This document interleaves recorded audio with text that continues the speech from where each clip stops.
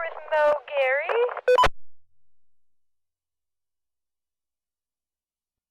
So Mo, would you consider yourself a master gardener?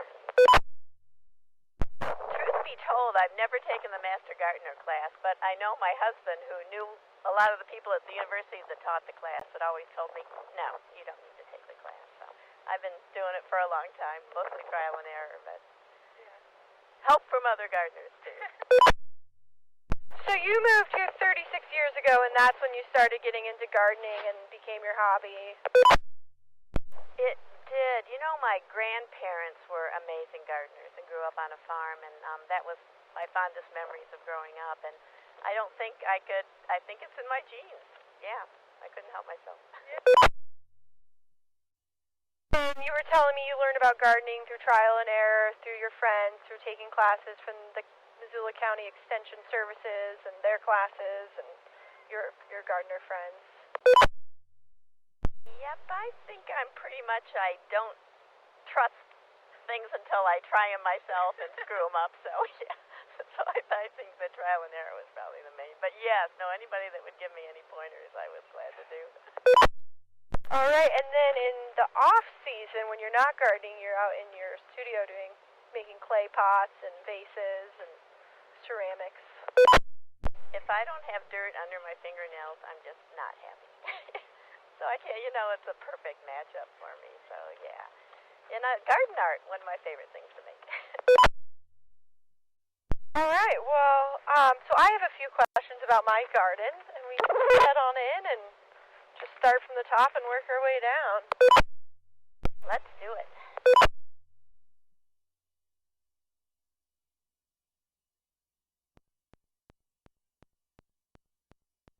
By the way, everybody, this is my dog Buddy. He's an amazing gardener too. So I figure I'll just give you a tour, I guess, as we go along, and then ask my questions. So these are our three sister mounds, where we're going to do the corn and the pole beans and the squashes. And that's a Native American technique that I found on the internet and have been recommended. So we're giving it a try, trial and error. Love it. And back there we've got some zucchini and yellow squash that we just planted from starts that we got from Pink Grizzly. Looks good to me. That back shape, I don't know what you would call that, but those triangles. You got the cucumber in the middle and then eggplant on either side. We've got a bunch of tomatoes and then some peppers, spicier ones, and then some sweeter ones like some Anaheim and the banana peppers. This mound right here is yet to be determined. That's one of our, as we were mapping it all out, it was a surprise mound that just, we had extra space and we're not sure what we're going to do with it yet. No, looks really good. Really good.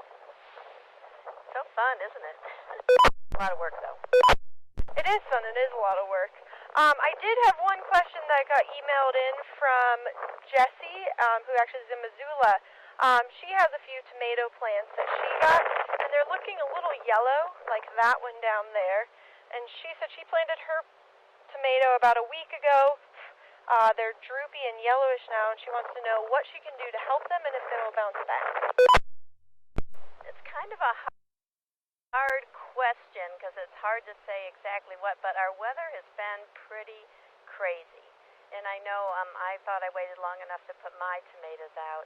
And my tomatoes look pretty good, but I certainly have had that happen to me in the past. If I put them out too early or if I didn't take enough time to harden them off. A lot of times people will buy them from the nurseries and they haven't necessarily been hardened off. And so that they get kind of sunburned or the other thing is I do tend to fertilize. I feed them food and I feed them vitamins and minerals, and the food is the nitrogen that they need, and of course tomatoes are big nitrogen feeders, and the vitamins and minerals are in the seaweed that I give them. So I'm buying the I'm mixing up the seaweed. It's a powder that I mix up in the gallons, and then I've just been using the Alaska fish fertilizer. So it was just a week ago, and a week ago we had really hot, dry weather, and that can be a little bit stressful for them. Yellowing leaves can either be too much water or not enough water. So that's hard to say for your friend Jesse there. But I think that I would just if you didn't fertilize them, I would go ahead and give them a little fertilizer. And it looks like our weather's going to be pretty warm for a while, or moderate, and our nighttime temperatures are getting higher. The cooler nights can hurt them somewhat too. So yeah. So you're thinking some fish food, you said, and some nitrogen fixer. Well, the fish fertilizer is actually the nitrogen. Okay. Yeah. The seaweed is kind of the vitamins and minerals, and like I say, I bury them really deep and only just kind of leave the top few leaves, and then I pour some of that at the roots. So, but I did put mine in at the end of May, the last few days in May, and I think that was why we were it was kind of still kind of cloudy, and we were getting some cooler temperatures, and plus I'd hardened them off for about 2 weeks, so they seem to adjust pretty well to them. And I noticed that you do have some tomatoes on your tomatoes here. It's too early for them to have tomatoes on. They won't really do really well after that. So when I plant mine, I actually pinch all the blooms off because I want them to get vigorous. I want them to grow lots of leaves and do really well before they start putting their energy into food. And when you say harden off, what do you mean by that? That's the process of if they've just come from a sheltered area, a greenhouse or whatever, and they haven't seen the sun. Then if you put them out, then they actually get sunburned. Leaves actually turn. When leaves turn yellow, it can turn yellow because of sunburn or turn yellow for other reasons. So I wasn't sure on the other question, but it is they need to slowly be adjusted to the sun. So I tend to set them outside for an hour or so a day, generally starting on cloudy days, and then over time, as they get kind of adjusted to that, and I try to actually put them out on a cloudy day when I know there's a few cloudy days. I had no idea about that. There's a whole lot there. All right, so right here we got a couple different kinds of cabbages. Yeah, they're looking they're not liking the wind, or there's something that there's a little bit wilty there. So let's dig in the soil, stick a finger in there and on one of the wilty ones and see what it looks like. Yeah, our soil moisture is really, really bad this year. Do you know we are 2 1/3 inches below normal rainfall? So are you thinking that these guys might need more water or some fertilizer? No, they're not a terrible high nitrogen need ones, but you know what I would do? I would wait a day or so, or you could water them just a little bit more and see, and then I would pinch off the leaves that aren't looking really good, so the plant's not trying to fix them, and then leave the ones, so it's not trying to send energy in there, and then leave the ones that look good and let them do what they can. And how does our spacing look for cabbage?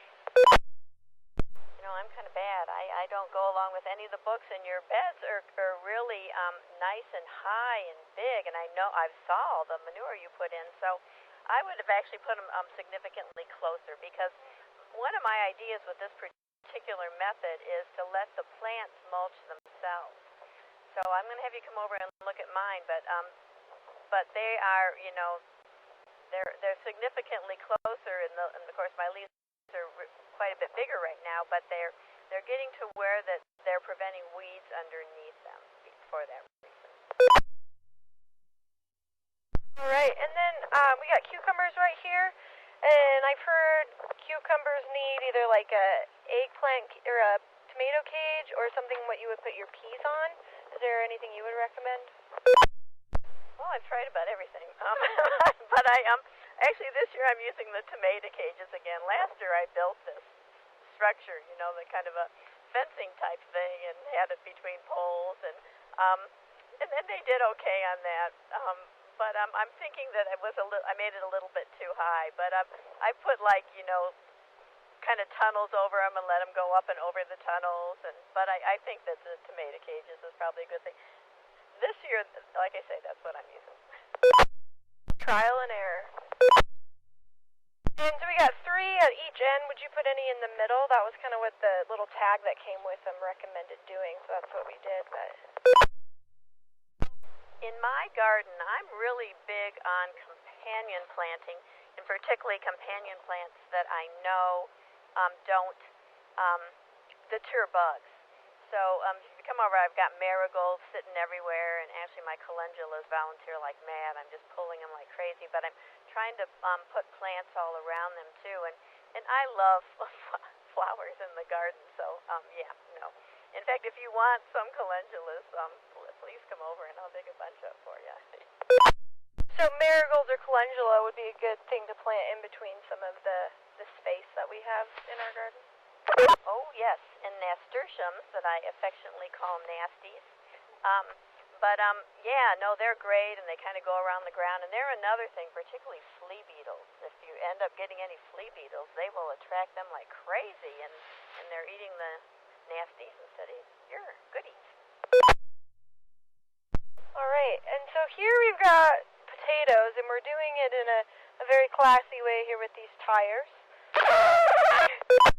This was recommended, and we're just going to put tires on top of each other and keep piling up the straw around the potatoes as they grow. That one looks like it could already use another tire, but my thought is just once they peep over the top of the tire to fill the tire with straw. Any thoughts on that? You know, this is a classic way, and I have people just rave about it, and believe it or not, I've never tried it. So I'm anxious to see how yours do, because I've got a bunch of tires down in the shed. Yeah. Well, I'll let you know. And in between them, we've planted some bush beans, because we had a few potatoes that rotted, but doing it this way, it sounds like that maybe we'll get more potatoes, and so instead of planting more, we just thought we would try this and plant in some bush beans. Love the painted tires. I think it's really great. And yeah, I happen to have onions planted around mine, but and that's where all the calendulas are volunteering once in a while.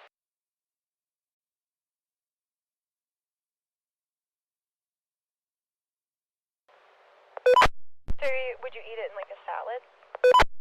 That's exactly what you'd eat it in.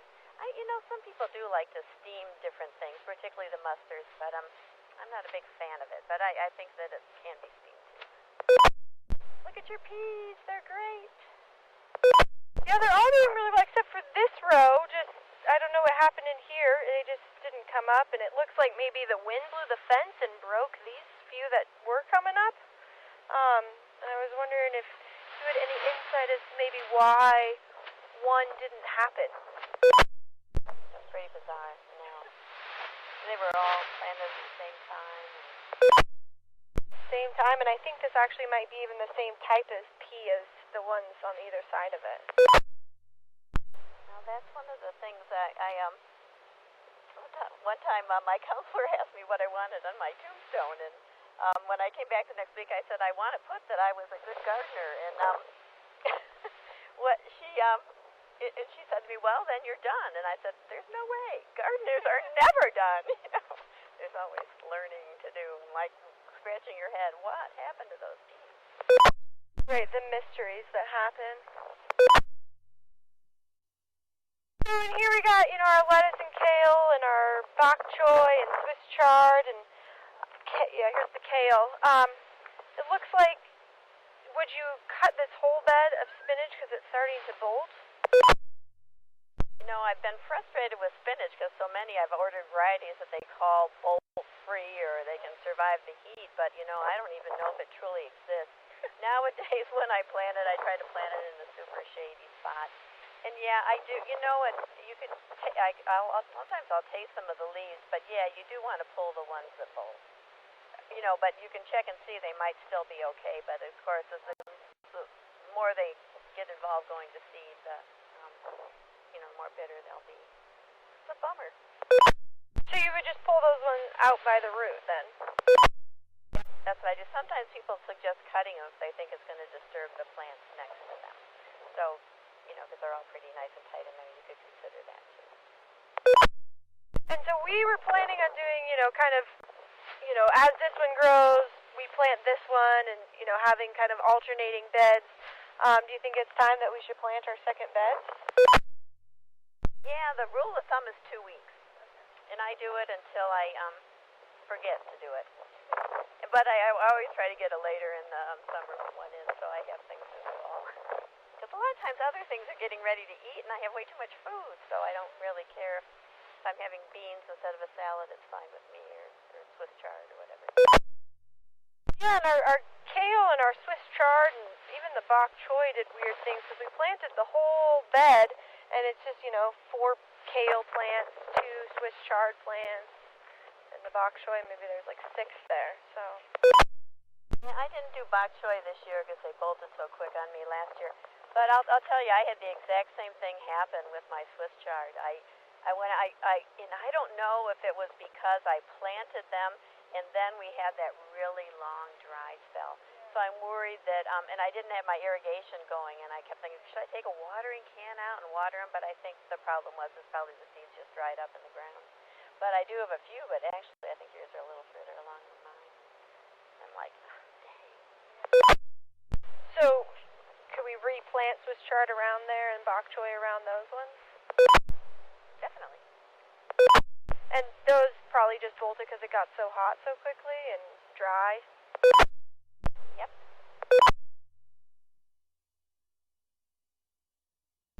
Okay, so over here, this is all of our garlic. Our garlic is doing really well. I'm quite excited about it. Do you know when to harvest garlic? This is fall planted.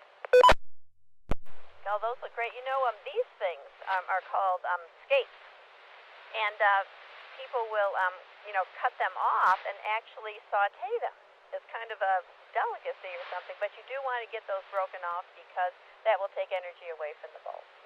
No, they're doing really well. Of course, these much more so than these. But what you'll find is the leaves actually start getting a little dark like this. In my garden, it tends to be more in July, so mid to late July. But these are so far along, it certainly could be earlier, and it's probably because of the weather.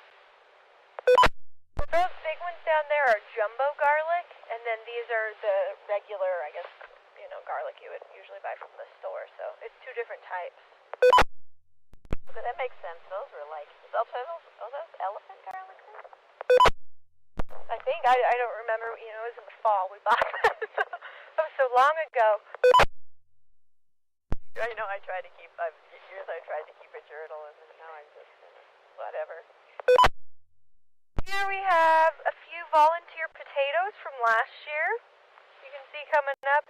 And then our carrots are finally poking through, so I'm quite excited about that. No, they look good. I had spotty germination with my carrots, and I don't know why. I'm going to have to replant like you did, one part of one row, and I don't understand why it happens on one side and not on the other. And then over here is beets, and it was hard to tell. It looked, there are a few starting to come up, and then there's some plants that we were unsure if they were going to be beets or if they're weeds, so we're just sort of leaving it and seeing what happens. But it looks like maybe we should do a little replanting in here. Yeah, definitely. Everything you still have here, those are all weeds that I would pull as weeds in my yard for sure. Yeah, those are weeds, definitely. Yeah. Right. You can tell. The ones with the reddish color are the beets.